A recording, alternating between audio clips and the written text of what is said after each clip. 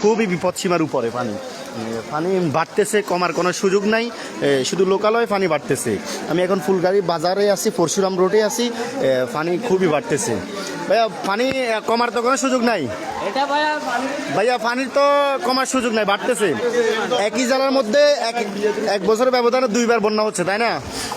সম্মানিত দর্শক, আপনারা দেখতেছেন যে একই জেলার মধ্যে একই বছরের মধ্যে 2বারে বন্যা হচ্ছে। এই জেলার মতো ক্ষতিগ্রস্ত জেলা আর মনে হয় কোনোটা নাই।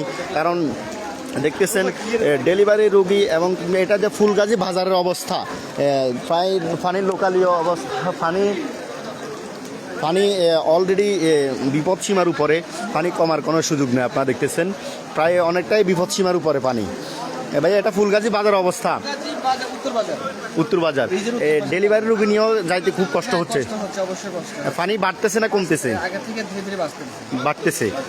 সম্মানিত দর্শক, আমি এখানে স্থানীয় একজনের সাথে কথা বলে জানতে পারলাম যে পানি বাড়তেছে, কমার কোনো সুযোগ নাই, শুধু পানি বাড়তেছে, উপরে বাড়তেছে, শুধু পানি বাড়তেছে, সিস্টেম নাই, শুধু বাড়তে আছে। হ্যাঁ, সম্মানিত দর্শক, আপনারা দেখতেছেন পানি শুধু বাড়তে আছে, কমার কোনো সুযোগ নেই পানি। আপনারা দেখতে পাচ্ছেন, যে যেখান থেকে দেখতেছেন লাইভটা শেয়ার করে দেন। যে যেখান থেকে দেখতেছেন আপনারা সকলেই লাইভটা অতি দ্রুত শেয়ার করে দেন, অতি দ্রুত সবাই লাইভটা শেয়ার করে দেন। যে যেখান থেকে দেখতেছেন, ফুলগাজীর অবস্থা খুবই ভয়াবহ,